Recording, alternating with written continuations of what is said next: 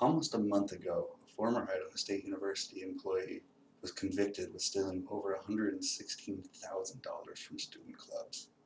Now, you might think that's a pretty rare occurrence, but actually, fraud is very common today with many different types of fraud. First, you've got your identity theft and your credit card fraud. Credit card fraud is so prevalent that every credit card company in the world is trying to actively monitor every person's transactions in order to stop that type of fraud. Next, you've got misuse of assets and misuse of funds. That would be just like my previous example with that former Idaho State University employee stealing that money from those clubs. Next, you've got financial statement fraud, where the CEO and the CFO mistake those numbers for other numbers in order to create a benefit for their company. I'm Cameron Wells, and I currently work at Idaho State University Internal Audit, where I've learned a lot about fraud. Today I want to explain to you the concept of fraud and how to use the fraud triangle in order to understand more about fraud. Fraud has always been around and it's never going away, so that's why I wanted to explain the concept. Fraud is wrongful or criminal deception intended to result in financial or personal gain. According to the Association of Certified Fraud Examiners' 2016 report to the nations, $6.3 billion was stolen in all of the fraud cases that they examined themselves in that 1 year. In order for fraud to happen, intent is needed. So you're not just going to mistakenly commit fraud. It's going to be on purpose.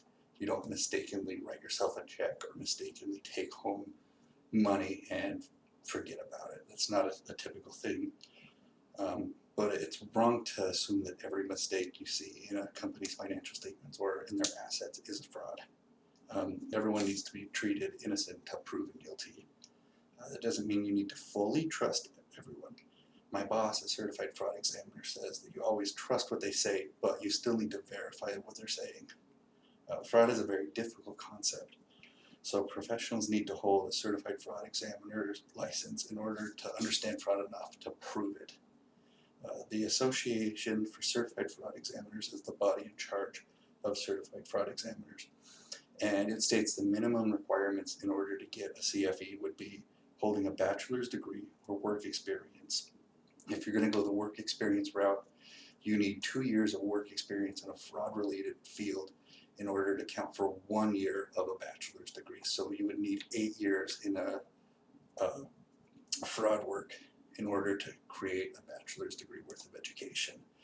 On top of that, everyone needs an additional 2 years in a fraud-related field. After that, you need to just pass the 4-part CFE examination. Each part is 125 questions, and the parts are: number 1, fraud prevention and deterrence; number 2, financial transactions and fraud schemes; number 3, investigation; and number 4, law. You also have to agree to abide by the Code of Professional Ethics, as well as keeping up on your continuing education in order to keep your CFE. Now that you know a little bit more about what fraud is and what it takes to examine it, it's time to learn what needs to occur with every single fraud case. According to a theory attributed to Donald Caresse, there are 3 things that need to happen for fraud to occur. The 3 things are pressure, opportunity, and rationalization. First thing's pressure. Pressure is the thing motivating a person to commit fraud. Pressure comes in many different ways. So you could be just poor and needing to pay for food for your family to be able to eat. Another thing could be that you're having a drug or alcohol problem, or you've got a gambling addiction and you need to be able to pay for that. Another example could be that you just hate your employee and want to punish him by taking from him. The next thing, which is number 2, would be opportunity. Opportunity is the actual ability to commit fraud by taking the money or the assets. There's many forms of opportunity as well, but the largest one would be having many tasks that are very similar to each other. So if you're the person writing checks and also reconciling the expenses, it's going to be really hard for anybody else to notice that you wrote a check to yourself. Another opportunity would be if there is a bunch of money that's unlocked and tons of people know where it's at. in an organization, then it would be really hard to decide exactly who took that money and where it went. You can even create an opportunity with another person by working together, and that's called collusion. Collusion's the hardest type of an opportunity to prove because you've got two people covering the tracks. The third and last thing you need is rationalization. And rationalization is what you need to tell yourself in order to feel okay with what you're doing. So that could be that you're even just saying you're going to borrow the money and return it later. Another rationalization is that you deserve the money because you work a lot more than you get paid for. And those are just a couple of different things in how you can rationalize it. Now that you know about the three things you need for fraud to occur, I'm going to explain their relationship in the fraud triangle. Each of the three things has its own corner in the fraud triangle, as you can see in the slideshow. And it's organized this way because if one corner is larger than the others, then the others don't have to be as large.